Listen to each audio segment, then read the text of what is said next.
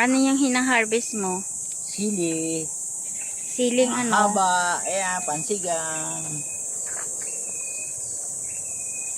Ano yung mga tanim mo dyan? Sili, talong, okra. Ano pa? Ampalaya. Saan mo dadalhin yung pinitas mo? Huwag mo naman pitasin yung maliliit pa. Lalaki pa yan. Magre-reklamo naman yung sili. Hindi na yan lalaki. Eh, ang payat-payat pa. O, tingnan mo yung kinuha mong isa. O, saan mo nga yan dadalahin? At Dadalhin ko lang sa palengke. Oh. Bebenta ko yan sa palengke. Ayan o. Pupulan lang yan. Pupulan na. ang haba ng sitaw, oh. Sitaw ang haba.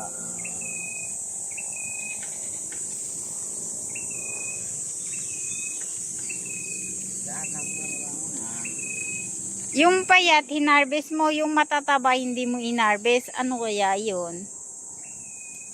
Tsaka wag ganyan ng pag-harvest. Nasisira yung sanga. Dapat gumagamit ka ng gunting. Hinihila mo yung sanga.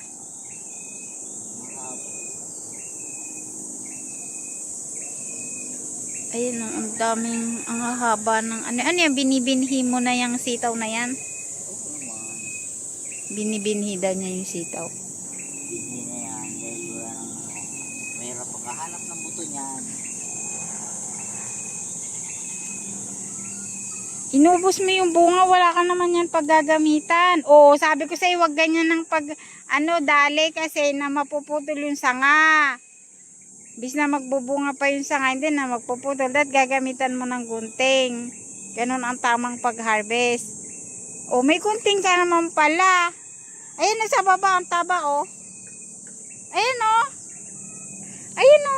Sa nag-iisang sanga.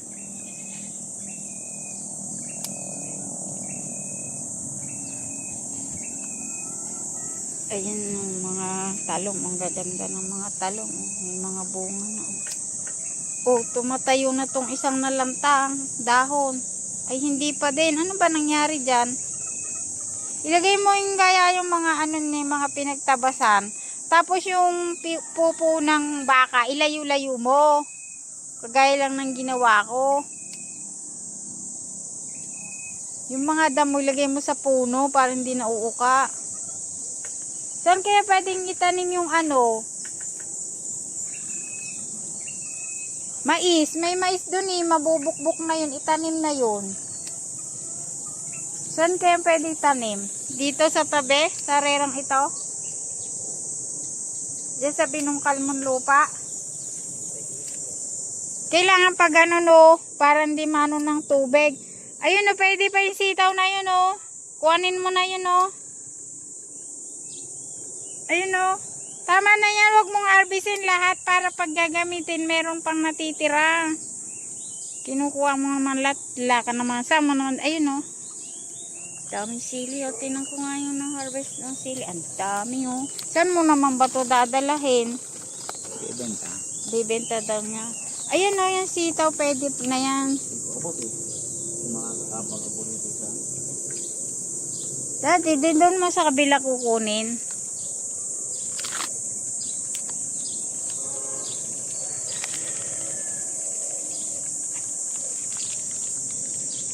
Ang dami niyang nakuhang sili. Ayan, ang dami niya. Dami. May bunga pang sitaw. Kunin pang adobo.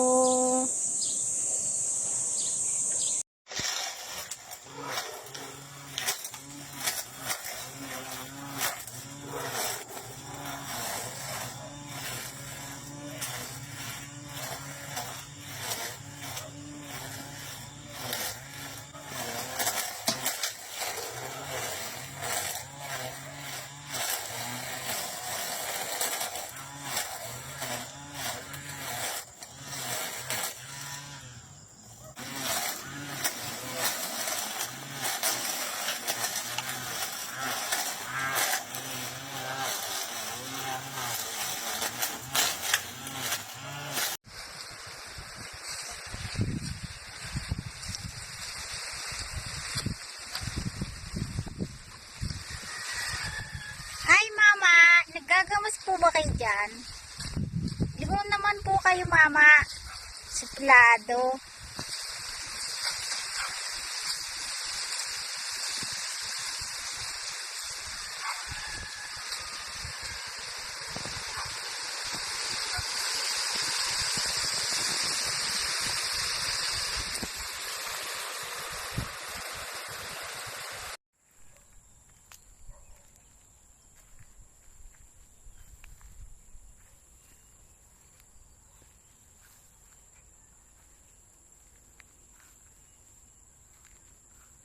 Meron pong isang mama na mimitas ng kalamismis. Ito man. Magulang. Tapos, Ganyan kadami ang napitas mo. Saan mo naman dadalahin yan? ayun. Benta mo yan. Panggatas din yan ni Baby Sed. Nasaan? Magulang na yan. Bini na yan eh. Kaya nasa ilalim. Kailangan mo rin ng bini.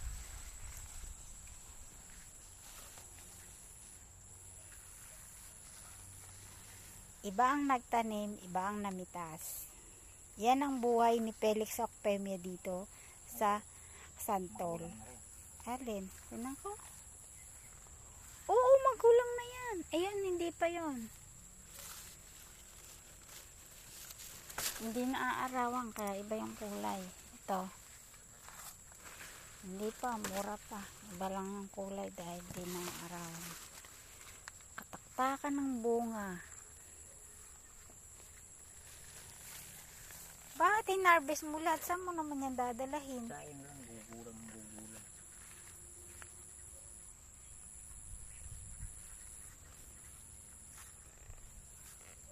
Benta mo yan ha, 3 peraso 10. Bakit? Mahal ang gulay ngayon. Benta ko sa silang. Nervous ko na. Hindi mo na harvest.